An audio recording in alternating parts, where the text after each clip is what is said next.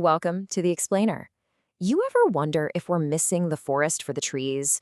Or maybe we're so focused on the forest we can't even see the trees anymore? Well, today, we're diving into a mental model that says the real answer is you need to see both. And honestly, it could change how you understand just about everything.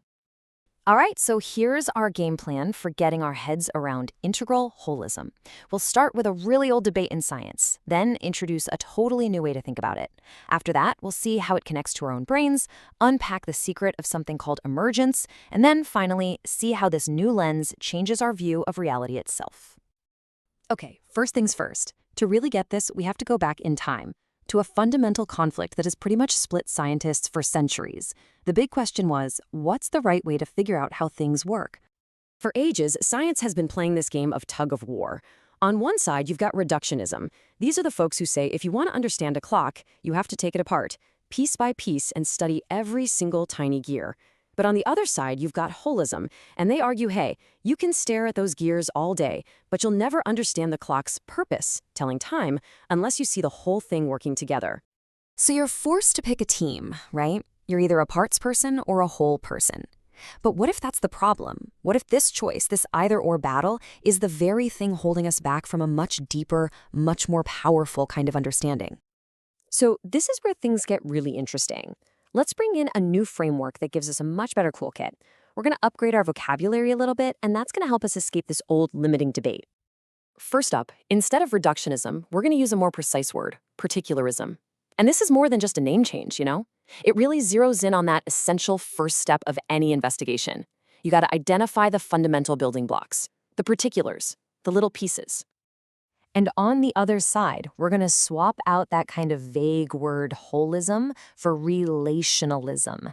This is a huge shift. Instead of just looking at a blurry whole, we're now focusing on the dynamic connections, the web of interactions, the architecture, the actual blueprint that organizes all the parts. It's all about the relationships. And this brings us to the grand finale, the destination, integral holism. See, this isn't just another method fighting for attention. It's the prize.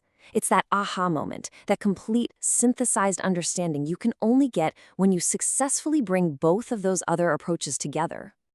So really, the most crucial point boils down to this simple but incredibly powerful equation. True, deep understanding needs both. You have to know the parts, and you have to know how they're all connected. You know, you need to see both the bricks and the blueprint to really understand the house. Now, here's the part that is just so cool. This whole abstract framework we're talking about, it's not just some philosophical idea. It perfectly mirrors the way our own brains are literally designed to understand the world. Think about it like this. Particularism is basically our left brain. It's the logical, analytical side that loves details, putting things in order, and breaking problems down into smaller pieces. And relationalism?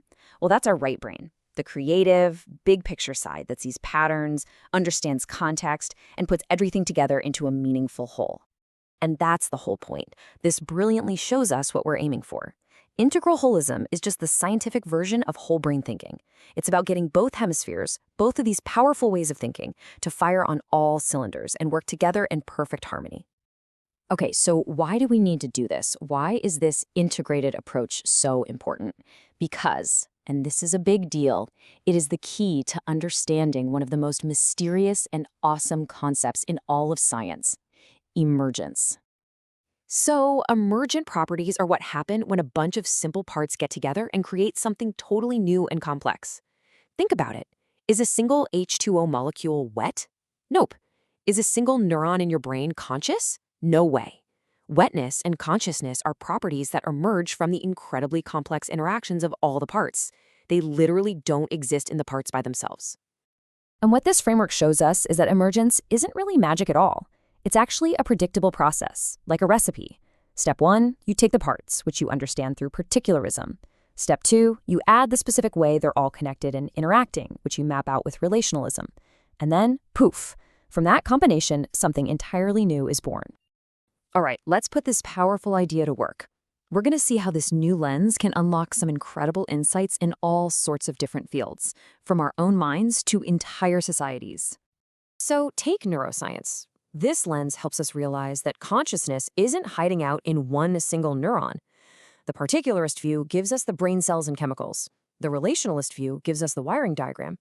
But integral holism lets us finally understand that consciousness is the symphony that emerges when the entire orchestra plays together. Or how about ecology? This explains why a healthy, resilient ecosystem isn't just about having a long list of species, that's just counting the players. The real stability, the health of the whole forest, emerges from the incredibly complex web of relationships connecting them, the game they're all playing. You absolutely need both. And in sociology, this shows us how massive social movements don't just spring from a single person's idea. They emerge from this powerful feedback loop between millions of individual motivations. That's the particulars, and the larger social systems and cultures they're a part of. Those are the relations. But maybe the most elegant, most mind-bending application is in quantum physics. It might just be the key to solving that classic brain-twisting paradox. Is an electron a particle, or is it a wave? Well, this framework just resolves it. It's not a contradiction. The quantum entity is both. It all depends on how you look. If you use a particularist lens and look at it in isolation, you see a particle, a little dot. But if you use a relationalist lens and look at its relationship with its environment, you see a wave. It's just two essential views of the exact same reality. So the big takeaway here is that true progress, real scientific maturity, isn't about picking a side in an old fight. It's about becoming skilled at using both analysis and synthesis.